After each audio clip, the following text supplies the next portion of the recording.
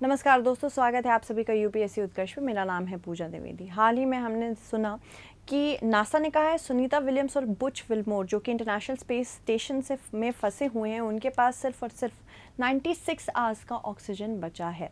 ये बोइंग के star liner में सिर्फ 7 से 14 दिनों के लिए इंटरनेशनल स्पेस स्टेशन गए थे, बट क्योंकि उसके थ्रस्टर्स में हीलियम गैस का लीक होने लगा, जिसकी वजह से वो वहीं पे फंसे रह गए।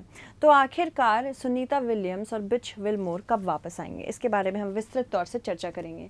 तो ये हैं हमारे एस्ट्रोनॉट्स, ये दोनों अमेरिकन एस्ट्रोनॉट्स हैं जो कि एक निजी कैरियर जिसका नाम है बोइंग का स्टार लाइनर, उस पे इंटरनेशनल स्पेस स्टेशन गए थे। बोइंग ने टाइम एंड अगेन कहा है कि स्टार लाइनर काफ़ी सुरक्षित है, पर नासा इससे डिसएग्री करता है। बिलियंस ऑफ डॉलर्स लग गए हैं बोइंग के स्टार लाइनर को बनने में, और ये चाहता है कि इलॉन मस्क की स्पेस एक्स के साथ एक अच्छा कंपटीशन देने के लिए बोइंग अपना स्टार लाइनर उतारे। बट एक बहुत ही मेजर मिशन था जिसमें बोइंग का स्टार लाइनर काफ़ी फेल हो गया। टोटल इसमें 28 थ्रस्टर थे, जिसमें से 5 में से हीलियम लीक हो रहा था। इंजीनियर्स ने 4 थ्रस्टर्स का हीलियम लीक ठीक कर दिया है, बट फिर भी अभी खतरा है क्योंकि इनको वापस लाने में ऐसा हो सकता है कि फ्रिक्शन की वजह से और या फिर से लीकेज होने की वजह से they both can evaporate to death. तो यहाँ पे सुनीता विलियम्स और बुच विल्मोर दोनों की ज़िंदगी खतरे में है। इस बात पे नासा ने भी हामी भरी है, पर फिलहाल कोई घबराने की ज़रूरत नहीं है। जब तक हम इन्हें रेस्क्यू नहीं कर लेते तब तक नासा ने ऐसा कहा है हम शांति से नहीं बैठने वाले हैं।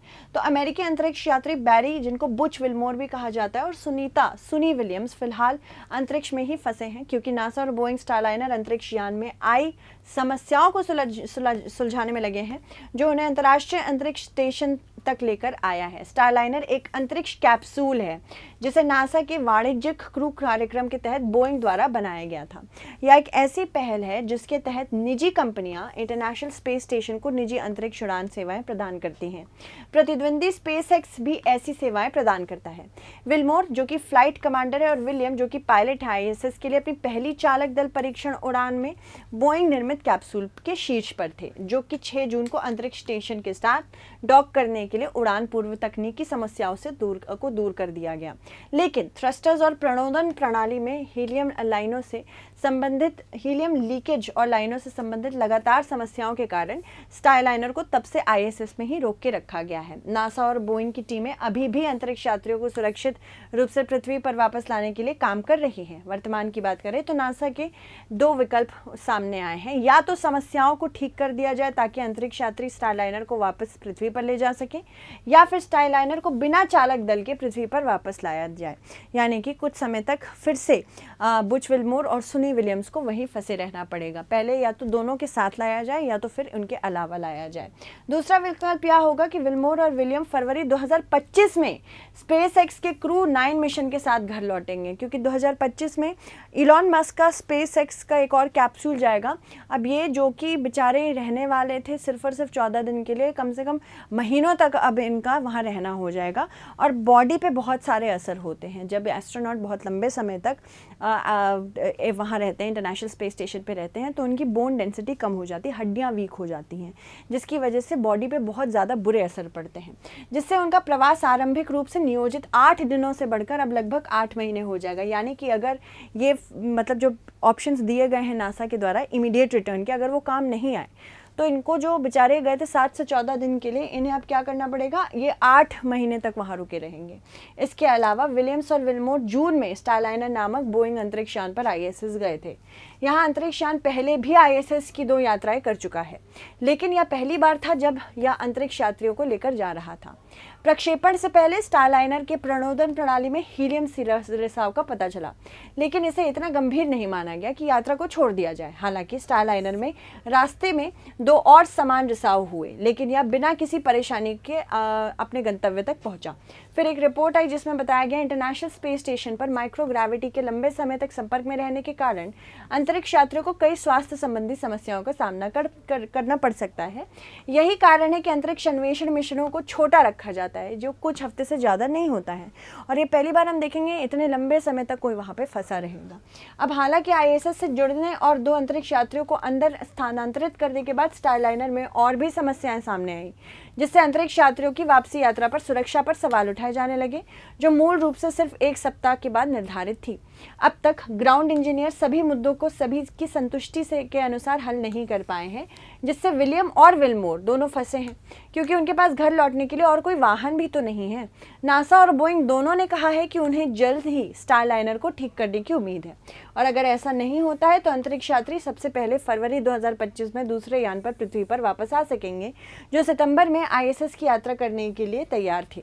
स्पेसएक्स द्वारा संचालित इस अंतरिक्ष यान को 4 अंतरिक्ष यात्रियों के आईएसएस तक ले जाने और फरवरी तक उन्हें वापस लाने की उम्मीद है। हालांकि अगर विलियम्स और विलमोर को भी वापस लाना है तो स्पेसएक्स अंतरिक्ष यान सितंबर में केवल 2 अंतरिक्ष यात्रियों को ही लाएगा, क्योंकि उसकी स्पेस ऑक्यूपेंसी 4 ही है। अब अगर हम बात करें अंतरिक्ष में मनुष्य के साथ क्या होता है, यानी कि अगर बहुत लंबे समय तक कोई मनुष्य अंतरिक्ष में रहता है तो उसके शरीर में क्या क्या बदलाव आते हैं। अंतरिक्ष यात्रा के साथ निस्संदेह स्वास्थ्य संबंधित जोखिम तो जुड़े ही हुए हैं, लेकिन विलमोर और विलियम जैसे अंतरिक्ष यात्री अपने दूसरे घर आईएसएस पर रहने के लिए अत्यधिक प्रशिक्षित हैं, यानी कि उनको अच्छे से ट्रेनिंग दी गई है कि अगर आप लंबे समय तक फंस भी जाएं तो आपको वहाँ कैसे रहना है। यदि वे फरवरी में घर लौटते हैं तो उन्हें मूल अनुमान से 8 महीने अधिक विकिरण का सामना करना पड़ेगा।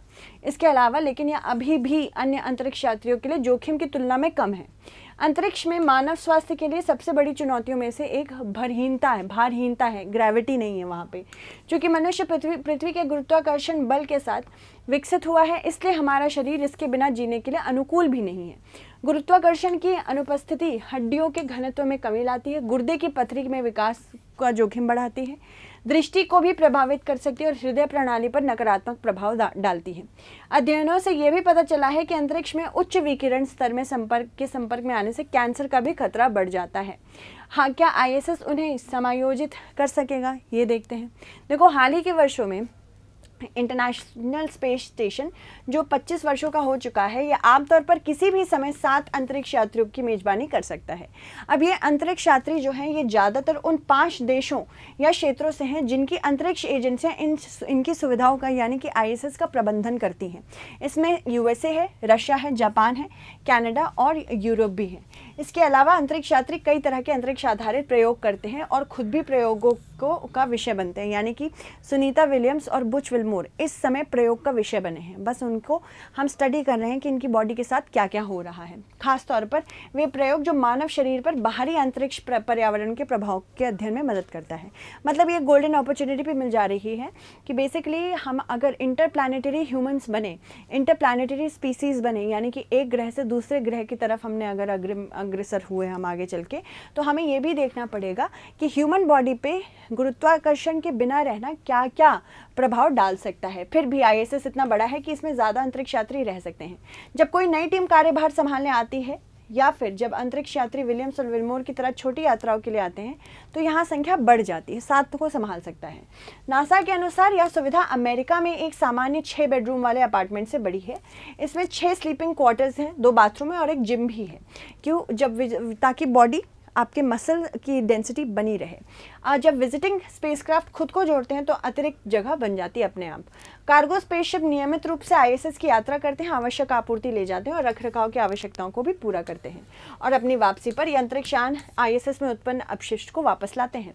पृथ्वी के वायुमंडल में पुनः प्रवेश करते समय इस अंतरिक्ष में फेंक देते हैं, जहाँ घर्षण के कारण जल जाता है। वास्तव में एक निजी एरोस्पेस और रक्षा फर्म नॉर्थरोप ग्रूमन द्वारा संचालित सिग्नस नामक एक ऐसा कार्गो स्पेसक्राफ्ट पिछले सप्ताह आईएसएस से जुड़ा भी हुआ था।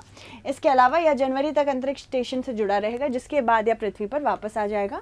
आईएसएस से एक साथ 8 अंतरिक्ष यान जुड़ सकते हैं। हालांकि कार्गो अंतरिक्ष यान का उपयोग विलियम्स और विलमोर को वापस लाने के लिए नहीं किया जाएगा, क्योंकि उनमें विशेष कैप्सूल नहीं लगे जो अंतरिक्ष में मनुष्यों को ले जा सकते हैं। अगर हम बात करें कि अंतरिक्ष यात्री लंबे समय तक अंतरिक्ष में रह सकते हैं, इसके बारे में जानते हैं। देखो, अंतरिक्ष में 9 से 10 महीने बिताना काफ़ी लंबा समय माना जाता है, पर असामान्य नहीं है, क्योंकि काफ़ी सारे कई ज़्यादा समय तक अंतरिक्ष में रह चुके हैं। अभी तक जो रिकॉर्ड आया अंतरिक्ष यात्री वैलेरी पोलियाकोव के नाम से है, जो जनवरी 1994 से मार्च 1995 के बीच अंतरिक्ष पर 438 दिन तक बिता चुके थे। रूस का मीर आईएसएस से पहले का है और गिराए जाने के पहले 1986 से 2001 तक कार्यरत था।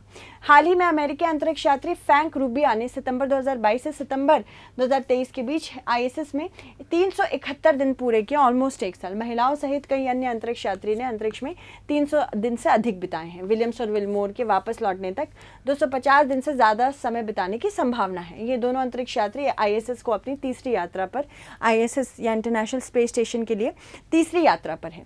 विलियम्स ने 2006-2007 में अपनी पहली यात्रा की थी 196 दिन की, और फिर फरवरी 2022 में फिर 2012 में 127 दिन बिताए थे। इससे पहले विलमोर ने 2014 और 2015 में अपनी पिछली 2 यात्राओं को किया है, जिसमें कुल उन्होंने ISS पे 178 दिन बिताए हैं। तो उनके लिए बहुत ज़्यादा डराने की या डरावनी बात नहीं है, साथ ही साथ भयानक बात नहीं है। इसके अलावा अगर हम स्टारलाइनर की बात करें तो स्टारलाइनर पर वापस लौटना सुरक्षित है या नहीं, यानी कि जिससे वो गए हैं उसी से वापस अगर वो आना चाहते हैं तो ये कितना सुरक्षित है, ये देखना ज़रूरी है।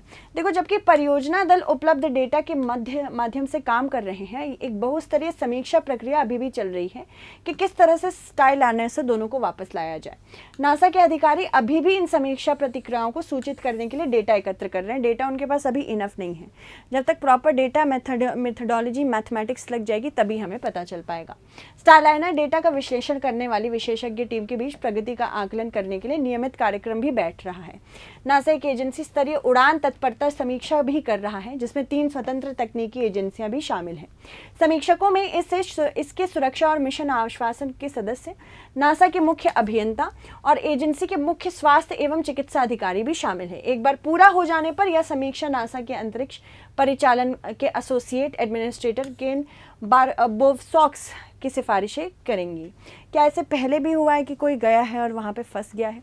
चलिए इसके बारे में जानते हैं। नासा का कहना है कि मिशन के बीच में उड़ान की तत्परता समीक्षा कोई नई बात नहीं है। अधिकारियों ने पुष्टि की है कि 2020 में जब स्पेसएक्स की पहली क्रू टेस्ट फ्लाइट लॉन्च की गई थी, तब भी इसी तरह के मध्य मिशन एक समीक्षा बैठी थी। नासा अधिकारियों ने हाल ही में कहा है कि नासा को अगस्त के अंत तक यह निर्णय लेना है कि क्या दोनों अंतरिक्ष यात्रियों को बोइंग के स्टारलाइनर से पृथ्वी पर वापस लाया जाएगा या फिर उनको फरवरी 2025 तक वेट करना पड़ेगा, जो उन्हें अंतर्राष्ट्रीय अंतरिक्ष स्टेशन तक ले गया है, या उन्हें स्पेसएक्स से घर लाना होगा। दोनों अंतरिक्ष यात्रियों को सुरक्षित वापस लाने के लिए नासा प्लान बी पर भी काम कर रहा है, जो क्रू 9 मिशन से जुड़ा हुआ है। हालांकि अभी तक नासा ने कोई फैसला नहीं किया है। एसोसिएट एडमिनिस्ट्रेटर केन बोवसॉक्स ने कहा है कि हम उस बिंदु तक पहुंच रहे हैं जहां अगस्त के आखिरी सप्ताह में एक वास्तव निर्णय ले लेंगे, यानी कि एक रियलिस्टिक प्रैग्मैटिक प्लान बना लेंगे। चलो अब इससे रिलेटेड एक क्वेश्चन देख लेते हैं। निम्न कथनों पर विचार कीजिए। रूसी अंतरिक्ष यात्री वैलेरी पोलकायोव ने जनवरी 1994 से मार्च 1995 के बीच मीर अंतरिक्ष स्टेशन पर 438 दिन बिताए हैं। रूस की मीर ISS की से पहले का है और गिराए जाने से पहले 1986 से 2001 तक कार्यरत था। तो आपको बताना होगा इनमें से कौन सा कथन सत्य है, क्योंकि अभी इससे क्वेश्चंस बन सकते हैं रिगार्डिंग कि किस तरह से अंतरिक्ष, क्योंकि प्राइवेट सेक्टर भी अंतरिक्ष में जाने की कोशिश कर रहा है, हम स्पेस टूरिज्म भी देखने की कोशिश कर रहे हैं। तो यहाँ पे हमको ये एक पर्टिकुलर अरीना मिल गया है जहाँ पे हम बहुत सारे अलग अलग एक्सपेरिमेंट्स कर सकते हैं और उनके रिजल्ट पे आगे काम कर सकते हैं। Thank you so much, stay updated.